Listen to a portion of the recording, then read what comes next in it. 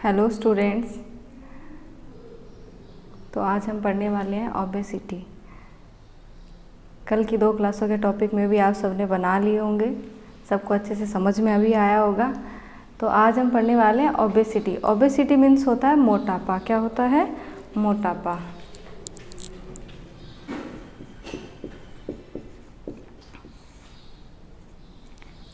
ये भी एक टाइप से फूड से रिलेटेड है।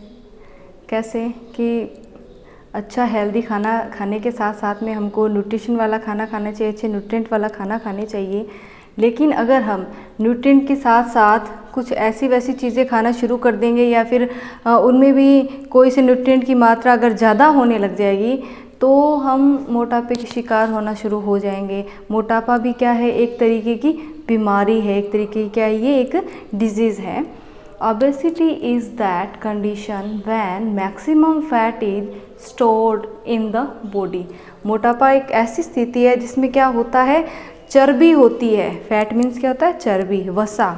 ये क्या होता है? इकट्ठा होना शुरू हो जाता है शरीर के अंदर। तो हम किससे ग्रसित होने शुरू हो जाते हैं? मोटापे से। तो हमारा पेट बढ़ना शुरू हो जाएगा, चर्बी बढ़ जाएगी, तो हम धीरे धीरे मोटे होना शुरू हो जाएंगे। और ज़रूरत से ज़्यादा मोटा होना भी क्या है? एक तरीके की बीमारी है। उठने बैठने चलने सांस लेने सबके अंदर फिर मोटापा धीरे धीरे क्या है? दिक्कत करने लगता है, प्रॉब्लम करने लगता है। And which gives bad effect on the body. मोटापे से क्या होगा? डेफिनेटली मोटे होने लग जाएंगे तो ये बैड इफ़ेक्ट ही करेगा, इससे हमारे शरीर पे बुरा प्रभाव पड़ता है। This state of health decrease the age of living. Body mass index BM1 is the body mass ratio with length of body when it is up to 25 kg metre.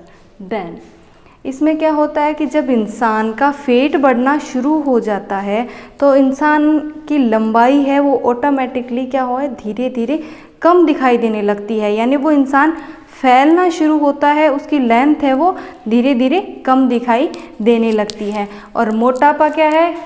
कब? उसकी जो एक प्री एज होती है कि अगर उस time पे अगर इंसान के शरीर के अंदर इतना केजी अगर उसका वेट है या फिर उसका अगर उसके अंदर ये फैट है, तब तो क्या होएगा? वो मोटापे से पहले की अवधि में है। और अगर इतना फैट होएगा तब क्या होगा? वो मोटापे के बाद की अवधि, यानी वो मोटा होना अगर उससे ज़्यादा फैट हो जाता है, उसमें मैक्सिमम लिमिटेशन डाली हुई है कि इतना मोटा, इतनी फैट होने के बाद में उसमें क्या है? चर्बी बढ़ना शुरू हो जाएगी। उसको मोटापे की श्रेणी में, कैटेगरी में रखा जाता है। जैसे देखिए, अगर 25 kg 25 kg then obesity is under control. अगर 25 kg है आपका तब तो क्या हो जाएगा? आप क्या है? मोटापे के पहले की कंडीशन में है। लेकिन अगर आपका वज़न 30 फेट का अगर आपकी बॉडी में फेट का वेट है वो 30 kg होना लग जाएगा तो उसके बाद की जो स्टेज है वो मोटापे के अंदर आनी शुरू हो जाती है, नो एज ओबेसिटी कंडीशन। तो इस स्थिति को हम क्या कहेंगे? मोटापा कहेंगे। जब आप में 30 kg सिर्फ फेट का वेट होगा तब क्या होगा? आप मोटापे की स्थिति में आने लग जाएंगे। Obesity is connected with many disease such as. मोटे होंगे तो डेफिनेटली चलने फिरने के साथ साथ में बहुत सारी बीमारियां भी हैं। आपको क्या करती है? अपनी ग्रिप में ले लेती है, आपको उसमें जकड़ लेती है, पकड़ लेती है। कैसे? कि आप मोटे होंगे तो आपके जितने भी बॉडी पार्ट्स हैं तो बाहर तो है ही है, आपके फेट दिखाई दे रहा है, प्लस अंदर के जितने भी पार्ट हैं उन पे क्या है? प्रेशर पड़ना शुरू हो जाता है, दबाव लगना शुरू हो जाता है, जिसकी वजह से अंदर के जो पार्ट हैं वो इस चीज़ से ग्रसित हो जाते हैं। उनको इस चीज़ में प्रॉब्लम होती है, जो भी उनका वर्क होता है उसमें क्या होता है? उनको प्रॉब्लम होती है। जैसे हार्ट डिजीज़ होना शुरू है, मोटे आदमियों को हृदय संबंधी बीमारियां होने की पूरी पॉसिबिलिटीज़ रहती है। तो आपको अच्छे न्यूट्रिशन वाला खाना खाने के साथ साथ में उसमें एक लिमिटेशन रखनी है कि भाई इतना फेट वाला ही खाना खाना है मेरे को, इतना कैल्शियम वाला खाना खाना है, इतना विटामिन वाला खाना। अगर उसकी अधिकता भी हो जाती है, जैसे मैंने बताया था आपको मेल न्यूट्रिशन के अंदर में, कि अगर लंबे समय तक किसी चीज़ की, किसी न्यूट्रिशन की लंबे समय तक कमी रह जाती है या फिर उसकी मात्रा अधिक हो जाती है तो भी क्या हो जाएगा? आपकी बॉडी को उसका नुकसान उठाना पड़ेगा। तो आपको इसमें क्या होता है कि हार्ट डिजीज़ होने की पॉसिबिलिटीज़ रहती है, शुगर यानी मधुमेह रोग होने की पॉसिबिलिटीज़ रहती है, जिसमें सिम्टम्स मोस्ट ऑफ अपन देखने को मिलते हैं कि अपन मीठा नहीं खा सकते हैं, कोई भी फैट वाली चीज़ नहीं खा सकते हैं, ठीक है। ज़्यादा फैट वाली चीज़ें खाने से, या फिर जो पल्स वगैरह हैं, शुगर हैं जिनके अंदर फैट की मात्रा ज़्यादा होती है, वो चीज़ें बिल्कुल नहीं ले सकते हैं। शुगर देखने में तो एक नॉर्मल सी डिजीज़ लगती है, बट ये ज़्यादा होने पर बहुत ऐसे केसेस देखने को मिलते हैं कि लोगों की शुगर से भी मृत्यु हो जाती है, आंखों की रोशनी चली जाती है, बॉडी पार्ट्स टूटने लग जाते हैं, स्किन वगैरह उनके टिश्यूज़ वगैरह फेल हो जाते हैं। तो शुगर भी एक प्रकार की गंभीर बीमारी है। स्लीपिंग डिसऑर्डर, मोटे आदमी होंगे तो सोने में उनको बहुत ही ज़्यादा प्रॉब्लम होएगी। सोएंगे तो फेट, ऊपर का जो फेट है, ऑर्गन के ऊपर का जो फेट है वो प्रेशर डालेगा, जिसकी वजह से इंसान को सांस लेने में बड़ी दिक्कत होएगी। तो ये मोटापा क्या है, एक स्लीपिंग डिसऑर्डर भी है, सोने में भी क्या करेगा, आपको प्रॉब्लम करेगा। और ब्रीथिंग प्रॉब्लम, सांस लेने में भी क्या करेगा, दिक्कत करेगा। थोड़ा सा चल लिए, उठ लिए, बैठ लिए, भाग नहीं सकते, ज़्यादा बोलने पे तो भी क्या है, आपकी सांस भरने लग जाती है, आपको सांस लेने में दिक्कत होती है। और ये छोटी छोटी डिजीज़ बन के बड़ी डिजीज़ का रूप ले लेती है। और ब्रीथिंग प्रॉब्लम है वो आगे जाके हो सकता है कि अस्थमैटिक हो जाए, आपको हर छोटी चीज़ से एलर्जी होनी शुरू हो जाए, जो कि एयर के अंदर होती है, अपने आसपास होती है, उनसे भी क्या ब्रीथिंग प्रॉब्लम होना शुरू हो जाती है। तो आपको फैटलेस फूड ही लेना है। मैनी टाइप ऑफ कैंसर, बहुत प्रकार के कैंसर होते हैं, तो हो सकता है मोटापे की वजह से आपको कैंसर होने की पॉसिबिलिटीज़ रहे, संभावना रहे। These are many reason of obesity, यानी मोटापे के बहुत सारे कारण होते हैं। थोड़े बहुत मैंने आपको सिम्टम बताए हैं। मोटापा देखने में एक साधारण सी चीज़ लगती है, लेकिन ये बहुत गंभीर चीज़ है। Out of which man reason is tacking more calories, यानी आप ज़्यादा कैलोरीज वाला, ज़्यादा फैट वाला, ज़्यादा चर्बी वाला खाना खाएंगे तो आपको मोटापा होने की पूरी पॉसिबिलिटीज़ रहती है। Taking fat content meal, doing no exercise and physical work, अगर आप ऐसा खाना खाते हैं जिसमें फ़ैट की मात्रा ज़्यादा होती है या फूड को ज़्यादा मात्रा में लेते हैं तो आपको मोटापा होने की संभावना रहती है। प्लस आप दिन के अंदर कोई किसी प्रकार की कोई एक्सरसाइज, योगा, व्यायाम वगैरह नहीं करते हैं, और आपका जो फिज़िकल वर्क है वो भी बहुत कम है, आप कोई ऐसा शारीरिक श्रम नहीं करते हैं जिसकी वजह से आपका जो मेटाबॉलिक एक्टिविटी हो, आप अपने शरीर को थोड़ा सा कष्ट दें, ऐसा कोई काम नहीं करते हैं, तो मे भी आप ओबेसिटी से प्रभावित हो जाएंगे। Regular one type of lifestyle, अगर आप रोज़ाना की एक ही लाइफस्टाइल है कि हाँ भाई उठे, ब्रश किया, फ्रेश हुए, नहाए धोए, नाश्ता किया, घर में थोड़ा सा टीवी देख लिया, घूम लिए, सो लिए, उठ लिए, यही एक बेकार सा रूटीन बना रहता है, तो आपके ये लाइफस्टाइल की वजह से भी आपको मोटापा होने का पूरा चांस रहता है। Add to the chance of obesity, यानी ये सारी चीज़ें जिनमें होती हैं, कारण होते हैं, उसकी वजह से मोटापा होने की पूरी संभावना रहती है।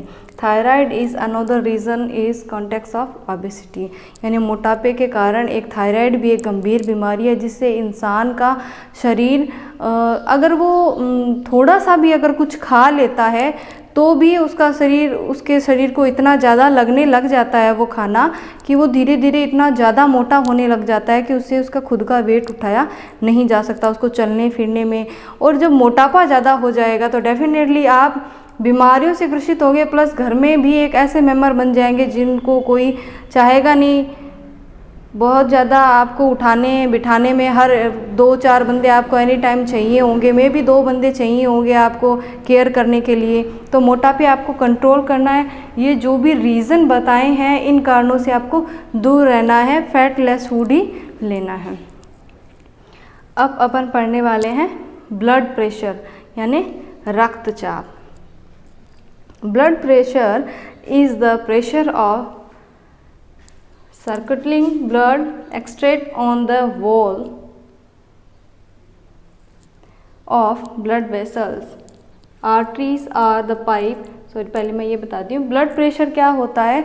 जैसा कि नाम से पता चल रहा है, रक्त के द्वारा दबाव लगाया जाना, रक्त के द्वारा दबाव लगाया जाना, यानी रक्त वाहिनियों में बहते रक्त द्वारा वाहिनियों की दीवारों पर डाला गया जो दबाव होता है उसी को क्या कहेंगे, रक्तचाप कहेंगे या ब्लड प्रेशर कहेंगे। यानी ब्लड प्रेशर क्या होता है, वह जो ब्लड प्रेशर जो रक्त की वाहिनियों की जो दीवार होती हैं, ब्लड वेसल्स की जो वॉल होती है, उनके ऊपर बाहर से जो दबाव लगाया जाता है उसी को ही हम क्या कहेंगे, ब्लड वेसल्स कहेंगे।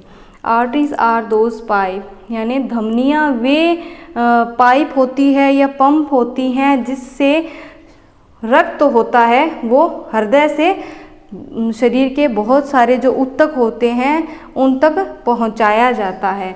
Arteries are those pipe which carry the blood from heart to all tissues and all type of body, यानी पूरे शरीर के जितने भी ऊतक होते हैं वहाँ तक हृदय से रक्त ले जाने का काम कौन करती है, आर्टरीज करती हैं, धमनियाँ करती हैं। ठीक है, तो आर्टरीज भी एक प्रकार का ऐसा पाइप है जो सभी ऊतकों तक रक्त पहुंचाने का काम करती है। इसमें बहुत सारे ऐसे छोटे छोटे क्वेश्चन पढ़ रहे हैं, मैंने पीछे 2 दिन में जो भी पढ़ाया है उनमें भी बहुत सारे छोटे छोटे क्वेश्चन बन रहे हैं, तो आप वो क्वेश्चनों को बनाएं और उनको रिपीट करें। जैसे फर्स्ट ऑफ ऑल तो जैसे बनते हैं कि what is balance diet, what is unbalance diet, what is malnutrition and what is obesity, what is reason of obesity, ठीक है, what is symptom of obesity, या फिर कौन कौन से डिजीज़ हो सकते हैं इनसे, और what is vitamin malnutrition, what is protein malnutrition, उनके क्या क्या सिम्टम है, उनके क्या क्या डिजीज़ होती हैं।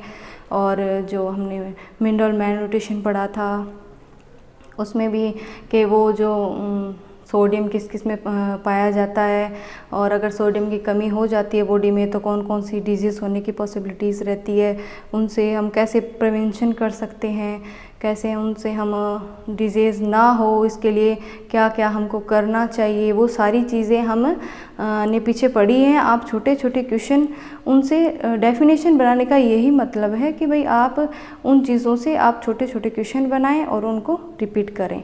ठीक है, तो हम कहाँ थे, the blood pressure of a person is expressed in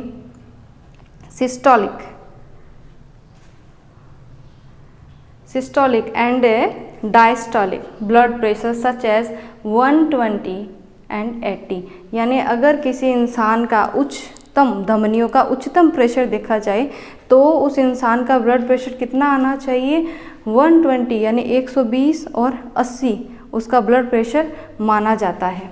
इसका मतलब है कि upper wall of pressure in which heart muscles shrink, यानी जब ऊपर की जो धमनियाँ होती है वह जब प्रेशर डालती है या फिर उसमें किसी प्रकार कोई संकुचन होता है इस रक्त देने और लेने के प्रोसेस के अंदर, प्रक्रिया के अंदर, जब क्या होता है धमनियाँ संकुचन करती है, प्रेशर डालती है, तब उसके अंदर क्या माप माना जाता है उसका 120/80 उसका प्रेशर माना जाता है।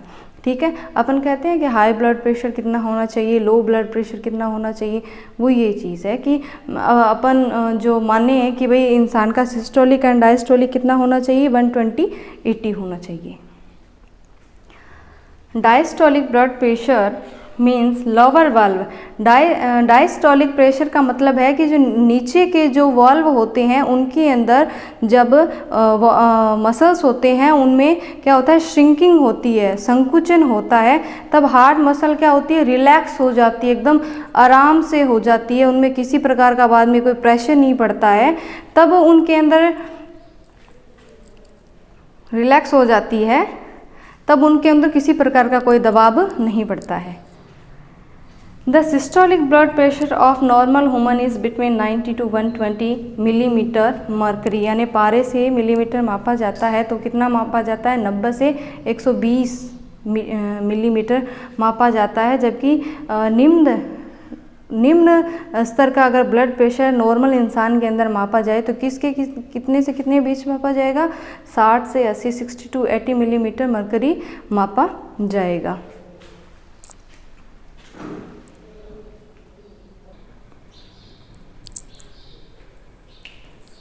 The instrument which use to measure the blood pressure, यानी एक यंत्र होता है रक्तचाप को मापने का, ब्लड प्रेशर को मापने का, उसको क्या कहते हैं, स्फेग्नोमोनोमीटर कहते हैं, स्फेग्नोमोनोमीटर कहते हैं, ठीक है। In 1733 Stephen Hales measure the blood pressure in horse for the first time, यानी सबसे पहले रक्तचाप यानी ब्लड प्रेशर का परीक्षण किया गया था घोड़ी पे, जो सबसे पहले किसने किया था, स्टेफन हेल्स ने किया था। कब किया था, 1733 में किया था, ठीक है। और 1983 में